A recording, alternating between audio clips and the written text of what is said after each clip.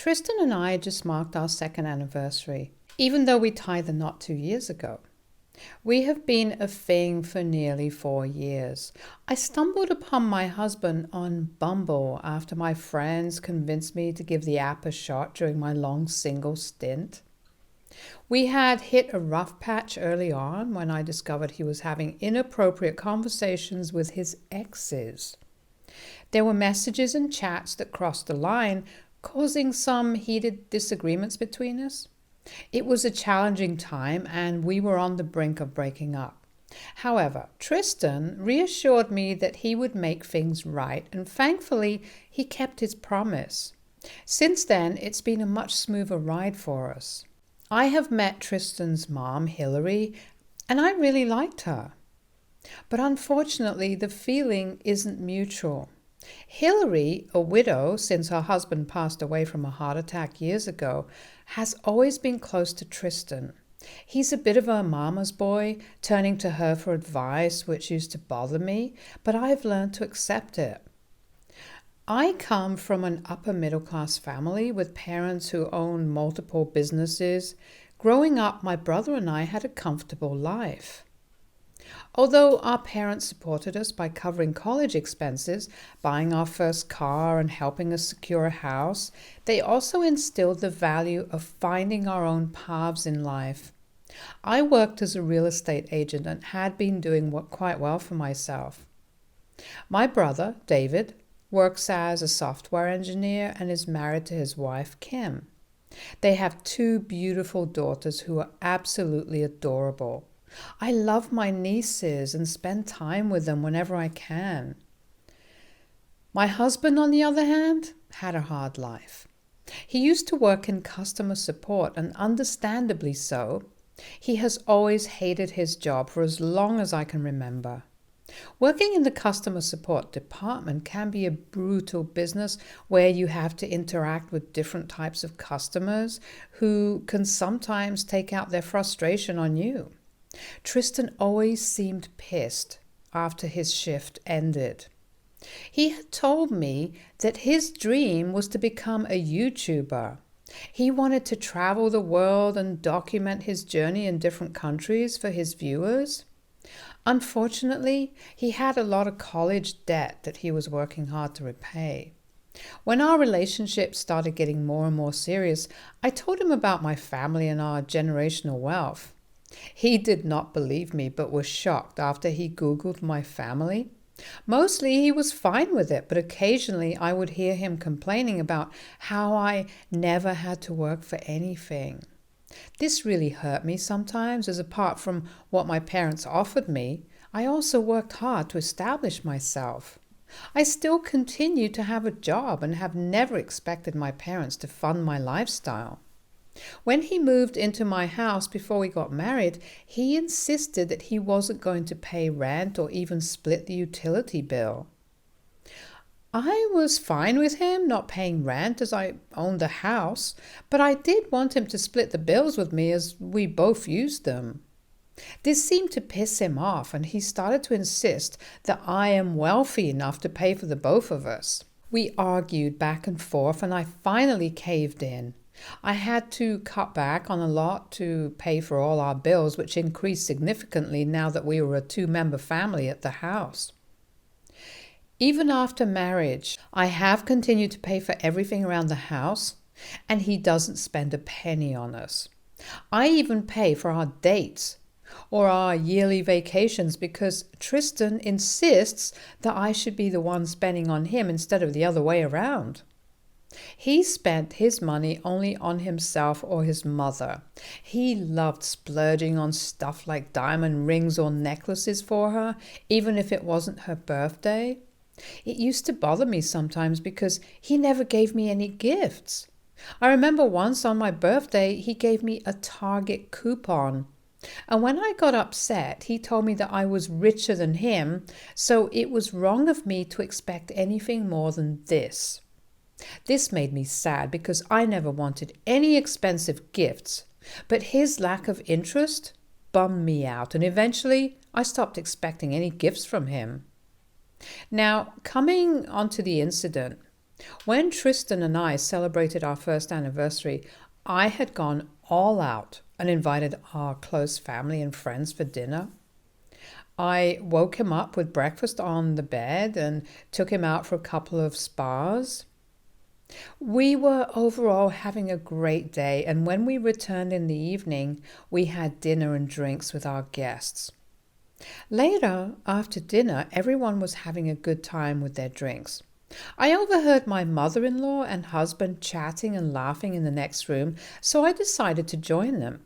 As I was about to walk in, I overheard Tristan saying how ugly I was. I froze, unable to comprehend if I heard him right. He then went on to complain about how he couldn't wait to divorce me one day and take half of my wealth. Hillary joked how he should try to focus on all the luxuries he has now and continue to live like a king without spending a dime. Tristan nodded, telling her that he wanted to date me for a few months and dump me, but after finding out about my family, he knew he had to put a ring on me. They clinked their glasses and continued to chat. Their words absolutely shocked me to my core. I had never in my wildest imagination even thought that my husband could talk about me this way, let alone with his own mother. I knew Hillary didn't like me, but I never realized the extent to which she hated me. It was a heartbreaking moment for me to realize that my husband had married me for my family's money.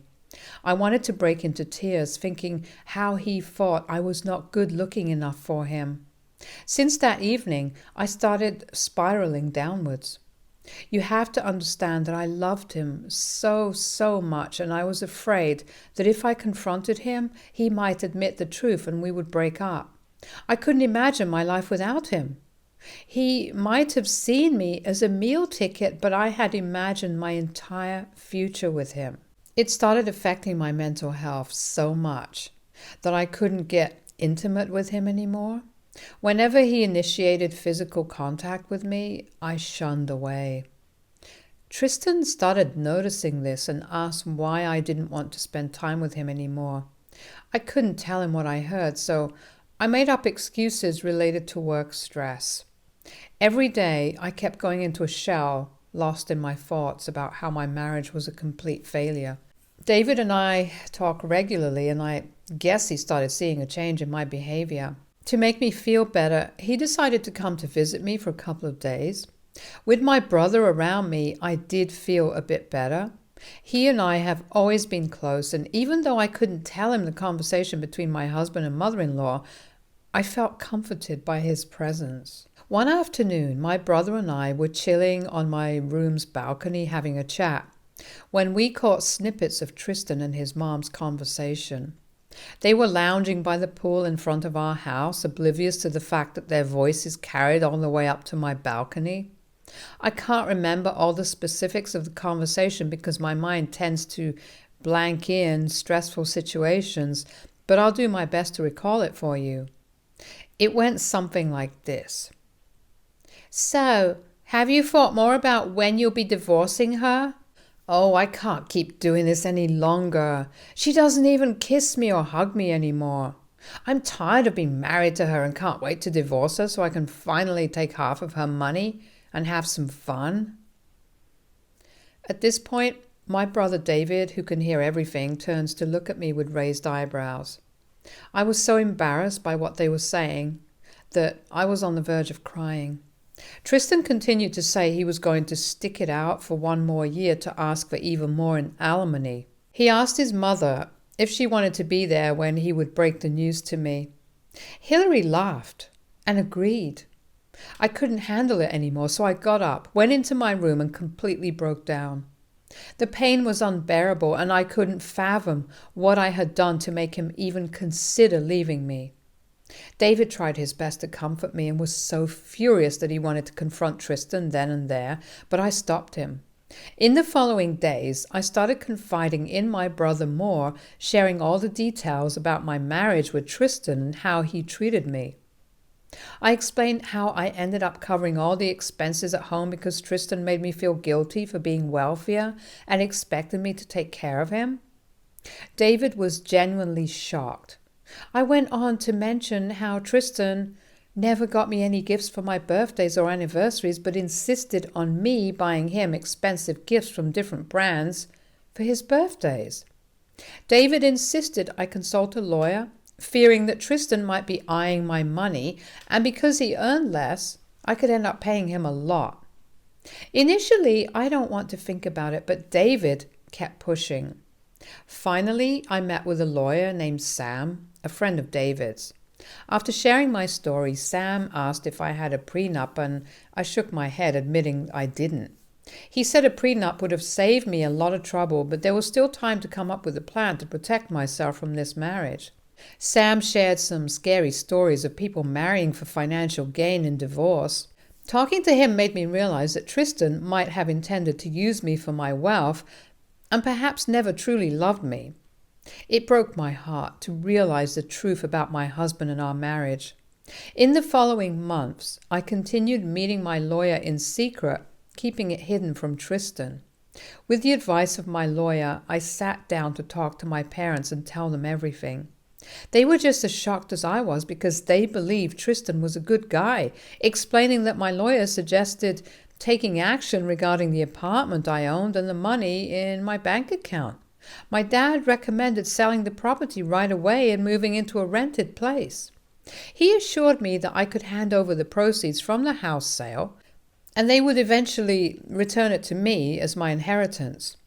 After pondering it, it seemed like the best way forward. Not wanting Tristan to catch on, I decided to keep the truth about selling my house under wraps. Instead, I told him about a supposed termite problem, explaining that we needed to refurbish the house. I suggested we move into an apartment temporarily to avoid disturbance from the workers. Despite his initial annoyance, Tristan reluctantly agreed and we settled into a smaller rented apartment. While Tristan grumbled about the reduced space, I secretly rejoiced that my plan was unfolding undetected. Using my real estate expertise, I swiftly sold my house and handed the proceeds to my parents. Throughout this process, Tristan remained clueless. I don't think he anticipated that someone like me, who had always been accommodating to his demands, would pull off such a clever move behind his back. With a significant hurdle crossed, I was ready to set the next phase of my plan in motion. I began grumbling to Tristan daily about how tough my job had become, expressing that I was growing to dislike it and contemplating quitting. Tristan got visibly upset, worrying about how we'd afford to live if I quit. He insisted I should stick with my job even if I didn't like it, for the sake of paying our rent and bills on time. Pushing back, I told him I had taken care of things for so long and needed a break, so I handed in my resignation letter. When I quit, Tristan was furious. I went to inform him that we needed to split the bills, and from now on, since I wasn't earning any more.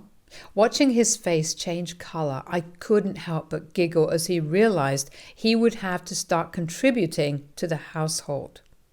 My last phase of the plan was to transfer all my investments into David's name. I trusted him, knowing that once I divorced Tristan, I could reclaim these assets. I had everything prepared to go through with the divorce and even had the papers ready to serve him in the coming days, when suddenly something unexpected occurred. My parents passed away due to an unexpected car accident. To say I was devastated would not even come close to what I felt. My family meant everything to me, and my brother and I cried for hours because it was so hard to believe they were really gone. On the night of my parents' death, as I was still in shock and getting ready for the funeral the next day, Tristan barged into my room insisting we needed to talk. With tear-filled eyes, I looked at him, hoping for some understanding. Instead, he coldly mentioned how he hated emotional women and asked if I could stop crying for a minute so we could have a conversation. Devastated, I just wanted him to leave me alone. Then he told me that he had just driven by my house and was shocked to find that someone else was staying there. He asked me what the hell was happening. Fed up with playing games, I wanted to be brutally honest with him. I told him straight that I had sold my house. His eyes widened in surprise, and he demanded to know why I did it without consulting him. I firmly stated it was my house, and I could do what I wanted. He asked me what I did with all the money from the sale, so I lied, claiming I gave it all to my parents who needed the money. This seemed to freak him out, and he started getting really extremely agitated. He pressed further, asking why I gave the money to my parents, and I told him they had bought the house for me, so it felt right to return every penny to them. Tristan took a deep breath and unleashed a barrage of abusive words. He called me an ugly, stupid girl and couldn't believe I had dared to sell our house without his permission. He heartlessly questioned me how I would get back the money now when my parents were dead. I had stayed calm, but when Tristan turned violent, I lost my temper. I reminded him that he had no right to dictate my life, especially when he was nothing but a leech. I demanded he leave my parents' house so I could grieve in peace. This angered Tristan, and he started shouting, expressing he couldn't handle it anymore and declared he wanted a divorce. Smirking, I reached for my bag, pulled out the divorce papers and held them up to his face, laughing. He looked puzzled at first, but then realized what they were. I served him the papers and asked him to get out of my house. Amidst Tristan's shouts, David, likely awakened by the ruckus, stormed into my room. Looking at us, he must have understood what was happening. I told my brother that I served Tristan the divorce papers and I wanted him to get out of our place. Tristan retorted that he couldn't believe he had married such an ugly woman like me and was going to take me for everything. My brother, who is normally composed, completely lost it hearing his words. His whole face went black in rage, and he landed a solid punch on Tristan, who stumbled backward and fell down with a bleeding nose. We watched in horror as Tristan lay on the floor, twisting and turning in pain. I calmed my brother down as he looked like he could give out a few more punches to him, while Tristan continued to shout and howl. I warned him that I would call the police if he didn't leave our property. Everyone in town respected my parents. I made it clear they'd support their grieving child, and Tristan would likely be arrested on the spot. Tristan whimpered and left the house. The next day, I attended the funeral, surrounded by supportive family members. I shared everything with them, and they were just as shocked as I was to discover Tristan's true nature. They stand by my decision to end the marriage and have my back. On the other hand, I have received several nasty threats and voice messages from Tristan and his mom over the past couple of days. Hillary's pretty mad that I served divorce papers to her son. She's furious about me selling the house without giving them a heads up and keeps saying how a wife shouldn't do anything without her husband's permission. Now she's asking me to rethink the divorce, claiming I blindsided Tristan by hitting him with the papers. Although I don't believe I'm an a-hole, but I wanted to know just in case everyone else questions as well. AITA for serving my divorce papers to my husband on the day my parents passed away? Should I have given him a warning or a heads up before serving him the papers? Update 1. Thank you to everyone who left a positive and supportive comment under my post. For those worried that Tristan might go after my inheritance during the divorce, I'm relieved to share that I live in a state where inheritances are considered separate property and can't be claimed by your partner. That's why my lawyer suggested giving the house sale proceeds to my parents and transferring my other investments to my brother. Tristan still has no clue about me handing over my investments to my brother, so he's in for another shock when he finds out. I plan to break the news when our lawyers officially sit down to discuss the divorce proceedings. Returning home with David to pack my things and leave the apartment, Tristan seemed surprised to see me but didn't react as explosively as before. He silently watched as we packed. Just before leaving, he asked why I was doing all this, urging me to reconsider the divorce.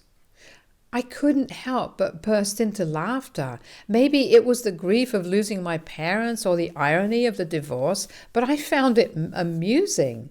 Tristan stared at me like I'd lost my mind. I then dropped the bomb, revealing I overheard him and his mother talking on our first anniversary about marrying me for money. Tristan started to protest, but I silenced him, explaining it was the second time I heard them discussing leaving me, solidifying the plan after our marriage. He looked horrified as I recounted the details and asked why I never told him. I replied that I knew there was no point in fighting with him, so I did everything I could to make sure he could never benefit from me financially with our divorce. Walking away, I felt a sense of victory. I recognized that this is just a small battle and the real challenge lies ahead when the divorce proceedings finally begin. Considering Tristan and his mother, I am fully aware that they will fight fiercely to claim money from me. Fortunately, I am prepared for this. Update 2. In the 4 months since my last update, the divorce proceedings with my husband keep dragging on, making it an utterly exhausting process. Predictably, Tristan's lawyer seems determined to stretch out the divorce proceedings, showing no interest in reaching a settlement anytime soon. Tristan continues his attempts to manipulate the situation. He's fighting tooth and nail, perhaps realizing that his plan for easy financial gain is slipping away. It's a painful reminder of the person I thought I knew. It's like he has made it a mission to make this process as arduous as possible. Amidst the legal battles, I find solace in my decision to secure my assets beforehand. The only thing keeping me sane through all of this is the unwavering support I have received from my brother David and his wife Kim. Their support helps me get through the toughest days. It's during these moments that you truly appreciate the importance of family. David and Kim keep reminding me that I deserve better and that this storm will eventually pass. I try to believe them, but the constant legal back and forth make it hard to see the light at the end of the tunnel. Yet, the strength I found within myself surprises even me. As the divorce proceedings drag on, I find moments of clarity. I reflect on the person I used to be and the person I am slowly becoming, a resilient individual who refuses to be defined by the scars of my past. Update 3. Hey there, it's been a while since I spilled the beans on what's going on. Guess what? Tristan and I, we are officially done. The divorce papers are signed, sealed, and delivered. It's a mix of relief and a bit of disbelief. Finally, I can put the X in front of my husband and move on to the next chapter of life. Feels like I just finished a marathon, but hey, I made it to the finish line. As for everyone who was worried about my inheritance and my investments, I didn't mention this before as I was preoccupied with my divorce. After the passing of my parents and the finalization of my divorce, everything fell into place as planned. Thanks to the meticulous steps taken by us earlier, I regained control of my inheritance, including the sale proceedings from my house. David, being the supportive brother he is, promptly handed back all the investments I had entrusted to him. This smooth transition allowed me to stand on my own 2 feet, free from any lingering financial ties with Tristan. I currently have a new job as a part-time bookkeeper. I'm still not ready to get back into my old job as a real estate agent full-time. This new job is a breath of fresh air, something different from what I've been used to. It feels like a clean slate, you know? Now, new colleagues, new challenges, and it seems like a small personal victory to help me get back on my feet. Outside the office, I've been reconnecting with friends and family. It's like hitting the refresh button on all my relationships. I have even started a little hobby on the side. Turns out I have a knack for painting. Although the legal battles have now come to an end, what awaits beyond that remains uncertain. I miss my parents every day, especially now that I live alone. Yet I find solace in the knowledge that they love me and my brother deeply during their time with us. One thing is for sure, I'm ready to face whatever comes my way, armed with the lessons I have learned and the strength I have gained through adversity.